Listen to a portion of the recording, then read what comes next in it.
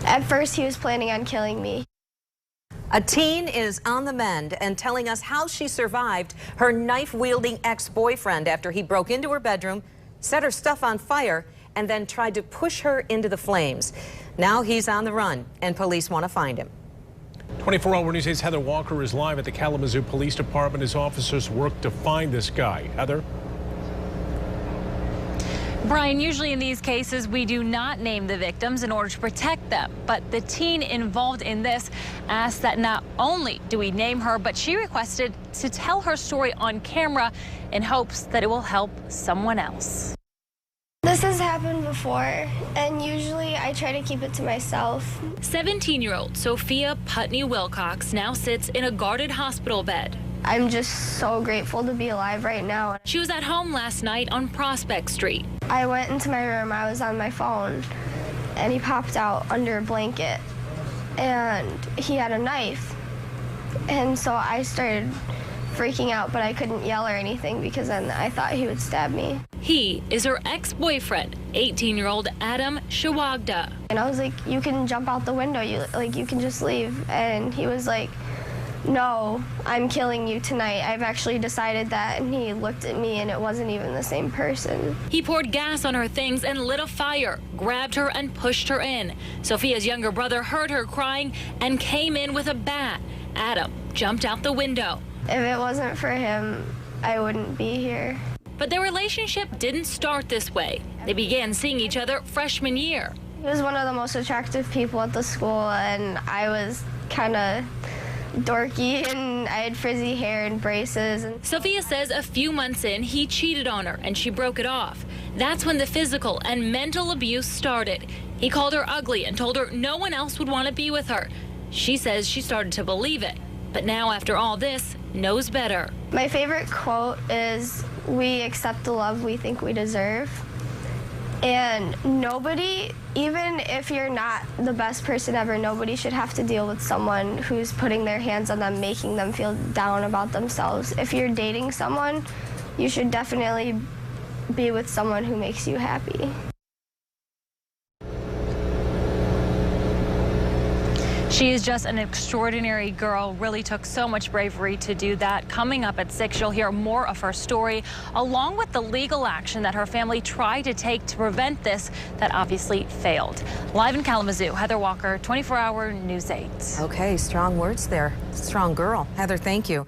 Tonight we are hearing from a brave young girl who says that her ex-boyfriend assaulted her and set her on fire last night inside of her bedroom, all in an attempt to kill her.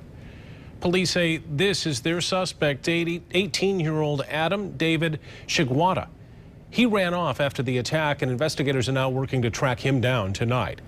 24-Hour News 8's Heather Walker talked with that young victim today from the teen's hospital bed, and Heather joins us live tonight with her message. Brian, she told me for years she's been trying to hide from her story, keep it away from people, but today she said enough is enough. She decided to speak out in hopes that what happened to her won't happen to another girl. Domestic violence is a really big issue, and a lot of people don't understand it, especially teenage girls. 17-year-old Sophia Putney Wilcox spoke to us from her hospital bed in a discreet location. Sharing my story can kind of help other people share theirs maybe and get the help that they really need. Last night at her mother's Kalamazoo home, her ex-boyfriend Adam Shawagda broke in and hid in her room. And he popped out under a blanket, and he had a knife.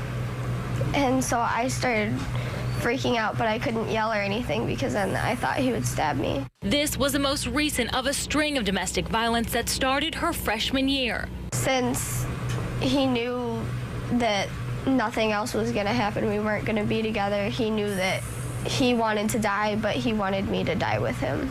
Thanks to her brother barging in with a baseball bat, she's alive today. Sophia has been trying to get away from her ex-boyfriend since February of last year, even moving to escape. The family pressed charges for a similar incident last year. Do you think that there should be any changes to the legal system to help protect people in your situation? I think domestic violence should be more known, especially to teenage girls, because they don't get it. but I also think that mental health issues should be improved a lot too, because even after he like covered my blood or his blood with my diary and stuff like that, they would not send him to a mental institution because he took a test. And I think if he could have gotten the help that he needed, he could be fine today. He could be a functional person. As for Sophia, she's focusing on herself and spreading a message of love. Make sure that I love myself more than anyone else could.